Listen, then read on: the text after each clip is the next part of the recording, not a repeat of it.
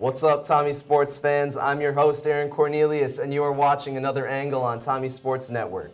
We got an awesome show for you today. We're going to be talking about MIAC tournament basketball, and later we'll be joined by Gaubert and Travis Murphy, and they'll shed some light on swimming and track. But before all that, let's get you up to speed on all things Tommie Sports since our last episode. Tommie men's tennis moved to 3-0 on the season and 2-0 in the MIAC with Sunday's road win against Concordia 9-0. The freshman Sterling Sibley won 3 sets at 6 singles to close out the victory. Women's tennis moved to 6-0 on the season and 3-0 in the MIAC with Sunday's win over Concordia. Jenna Zimmerman and Taylor McLeod went 6-0 on the weekend in singles and doubles. And it was a banner weekend for Tommie Swim and Dive at the 3-day MIAC Championships in Dinkytown. Both the men's and women's squad brought home conference championship banners home with them. In Saturday's meet, 5 individual and relay victories were captured as the Tommie men and women each surpassed 900 team points. That's 1,800 combined team points for you guys keeping score at home. On February 24th and 25th, both the men's and women's track and field teams will face off in the Anderson Fieldhouse on campus at St. Thomas. Senior Alex Fossum will lead the Tommie women, touting a #1 ranking in the MIAC and 27th rank in the nation in the mile, 3,000 meter, and 5,000 meter. We will also be looking out for Connor O'Neill for the men, who is ranked in the top 15 in the nation in the heptathlon, pole vault, and the 60-meter hurdles. Tommie men's goalie Benjamin Myers stopped 22 shots and recorded his 3rd shutout of the season in Saturday night's 6-0 road win over St. Olaf. 10 different men have a point recorded for St. Thomas, who won the solo MIAC title for the 34th time in school history, and that includes 5 of the 6 last seasons. It was a senior field day on the ice for the women in their 8-2 win over St. Olaf last Saturday. Catherine Larson had a hat trick with 5 other Tommies connecting for goals in their highest scoring game of the season. Their performance earned them the 4th seed in the MIAC playoffs and are set to take on the 5th seed Hamlin this Friday at home. Men's basketball finished their regular season in 1st place after a win against Concordia Moorhead last Saturday. Connor Baer had a career-high 22 points in that game, which helped the Toms to secure a first-round bye in the MIAC playoffs. The men are set to take on the 4th seed St. John's, number 5 Hamlin, or number 6 Augsburg in a Thursday night matchup in the MIAC semifinals. The number 2 St. Thomas women's basketball team completed the no-no in a road win against Concordia Saturday night to finish their regular season undefeated. But the Cobbers didn't go down without a fight. The Tommies were down by 1 at the half and fought to keep only a few point lead throughout the second half until the women managed an 11-0 run in the 4th quarter, which Concordia was not able to come back from. The ladies will enter next season on a 37-game regular season winning streak. Their next game is on Friday. So now joining me to discuss a very exciting weekend for Tommie basketball, Tommie Sports Network analyst Peter Monahan and Anthony Mahady. Great to have you here, guys. Thanks for having us. So let's start off with the men. So Peter, we've seen in the St. Olaf and the Carleton game that when St. Thomas is outsized, they really kind of struggle to protect that basket. What do they got to do differently?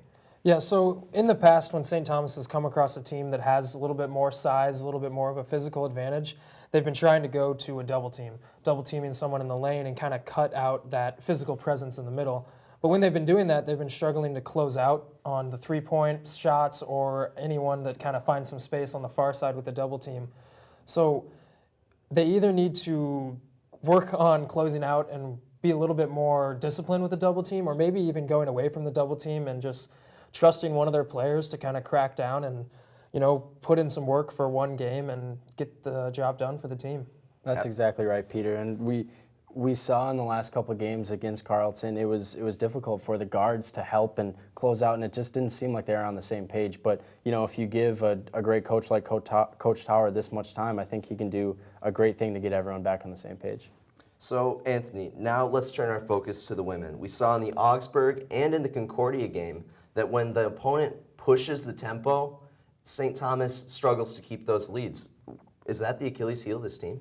Well, Aaron, if there is one for this team, I think that'd be exactly it, because when St. Thomas falls behind, they're in uncharted waters. I mean, they haven't lost a game this season. They haven't trailed a lot this season. It's tough to switch that mentality from go, go, go, we're ahead to, oh my gosh, we got to fix something because something's going wrong. They're beating us. So you're looking at seniors, especially Paige Gurnis, who's really the commander of that offense. When she is in the game, she needs to stay out of foul trouble, but when she's in the game, she really does control that whole Tommie offense. And with the senior leadership, I think she could push the St. Thomas team far. All right, well, thank you guys for coming on the show. I look forward to watching each one of these games this weekend.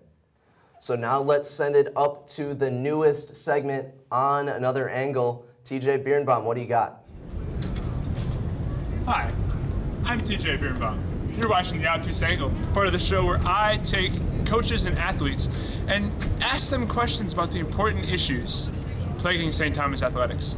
Today I'm joined by James Bussey, one of the swimmers here at St. Thomas. James, thanks for being on the show today. Thanks for having me, TJ. So first question for you today, James, what is your favorite event to swim? My favorite to swim would have to be the 200 butterfly. Is there any particular reason? Well, it's kind of a hard one, so not many people do it. Opens the door for a few more people to do it. All right. And how about your least favorite event? What is that? Probably the mile. The mile. Yeah, never done it, but I heard it sucks. I can imagine it would suck. So if you had the choice between swimming in a pool filled with honey or a pool filled with ketchup, which one would you choose? Probably the pool filled with honey. Really? Yeah. Any reason? Well, probably be a lot stickier and a lot more thick, so you could pull yourself through it a little better. Is this wildflower honey or is this like normal honey? Probably just your normal honey. Is it normal honey? Every day. Grade A or grade double A? Double A. Double A. Okay, we're going fancy here. So if Floyd Mayweather were to challenge you to a boxing match, how would you turn him down? I don't know that I would turn him down. You wouldn't turn him down. You would go. How many rounds would you go with Floyd Mayweather in a ring? Might last 10 seconds. All right, last 10 seconds. But it would be the opportunity of a lifetime. To get the crap kicked out of you by Floyd Mayweather. I'd be out in one punch, to be honest, so it wouldn't last all that long. All right, that's fair. So what kind of aquatic mammal do you most identify as? Probably a porpoise. A porpoise. Kind of a tinier dolphin, right? I'm not a huge guy by any means. They're also pretty giddy. Giddy. Have you ever seen a porpoise? No, I haven't. Okay. They're small and they're pink and they're weird looking. Thank you. So James, how weird would the questions have to get in order for you to walk away from this interview right now? Probably pretty weird. Probably pretty weird. So if I were to pull out a weird question right now to see if you would walk away, you'd be down with that? Of course. So if I were to pull out an octopus and attach it to your right ear, would you stay in this interview? You piqued my interest. I don't know. People pulling out octopi and putting them on your ears, that gets you interested. Make me wonder what you had next. And that's all we have for you today, folks, on the Obtuse Angle. I've been TJ, this is James. We'll see you next week. Welcome back to the show. We have Travis Murphy on set here to talk about some swimming and some track. Travis, let's get started off with swimming. The Tommie men took home their third straight conference victory. The women with their second straight conference championship. What were some of the individual highlights? Yeah, it was a great time for the teams. Each of them won by over 200 points. Individually, for the men, Warren Melton defended his crown as the 200-meter freestyle champion. Bailey Bauer led the charge for the Tommies in the 100 free. They took first, second, third, fourth, and sixth. Domination in the pool for that race. Bauer was also part of two very dominant relays that helped bring home a lot of points for the Tommies. The 800-meter freestyle relay, which posted the 13th best time in the country this year, and the 200-meter medley relay, which posted the 11th best time in Division III. And then over to diving a little bit, Andrew Grabowski dominated on the boards. He won every event for the Tommies. Huge points for them there. On the women's side, senior Emma Paulson has been a stud for 4 years. She has the best time now in the 200-meter backstroke. She won with 150.8. That's the best in Division III. And she won all 7 of her races this year, or in this meet. Absolutely incredible. And not to be Outdone was Alex Howard, the sophomore, had 6 wins in 6 races, just as impressive. And then the two of them teamed up with Tiana Molitor and Katie Smargessi to win the 400-meter relay. And then finally, Caitlin Strauss had the 200-meter fly win, posted the 8th best time in the country this year. Great times in the pool. So many records broken. Absolutely fantastic for the Tommies. Wow, very impressive in the pool for the Tommies. So let's shift our focus to track now. So earlier in the show, we said we're going to be looking out for Alex Fossum for the women. She's a senior. And then Connor O'Neill for the men.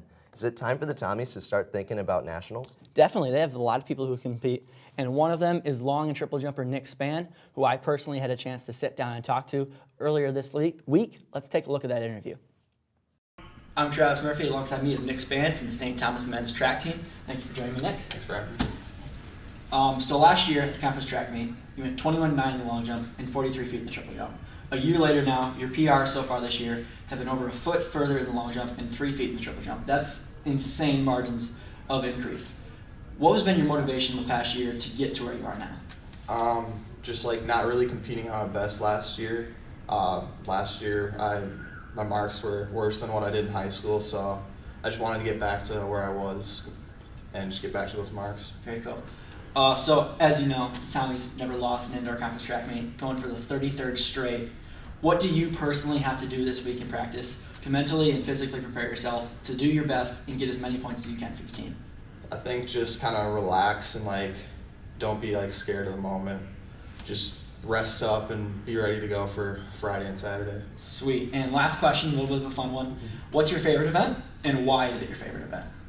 The 2 events that I do right now are long and triple jump, and for me, my favorite one is just whatever I'm competing better in at the time. So if I'm competing better in triple jump, it's triple jump, or if I'm doing better in long jump, then I'd say long jump. Very cool. Thank you very much for joining me. That's Nick Spann.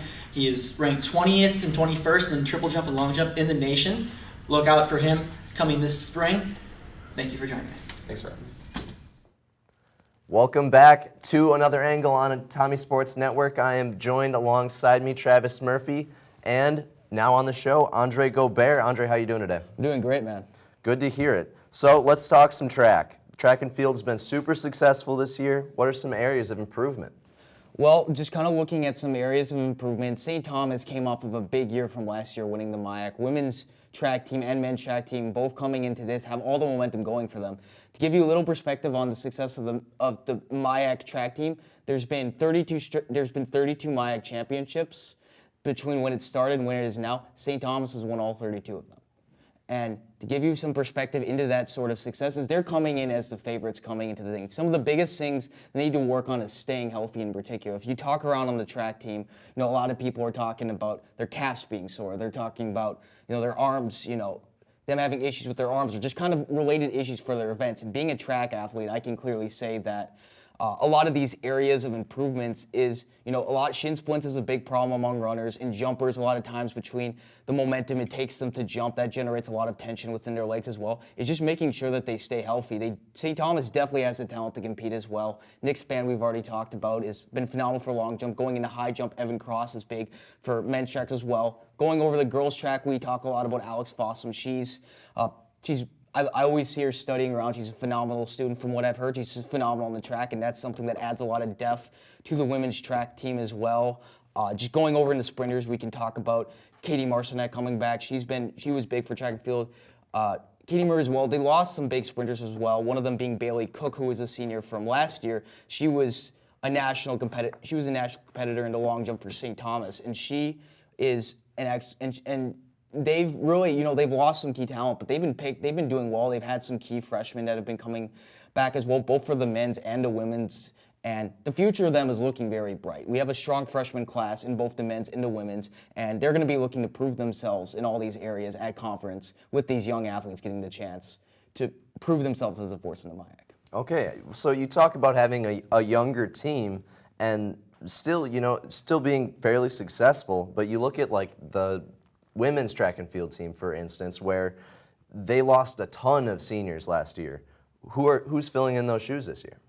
Okay, so the biggest thing that we mentioned is that we did lose a lot of big distance runners. One of the biggest distance runners we lost that year was Emily Kopinski. She was national in the miles. She was one of the top national competitors indoor and outdoor for 800 and mile. She was a big person on the distance set that they lost. They also lost some of the seniors from the DMR that was a national competitor.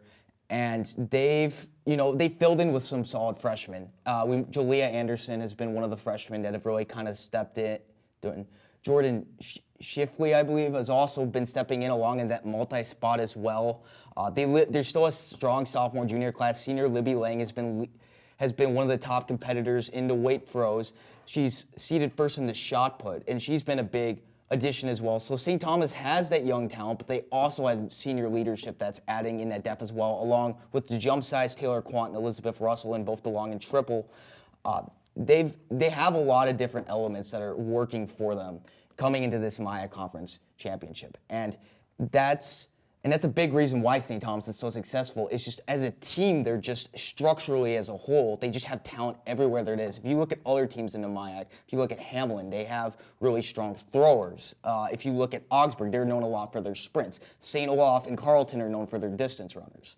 In particular, having really strong in those things. St. Thomas still has that kind of all-around combination talent, and that's why they've been so dominant.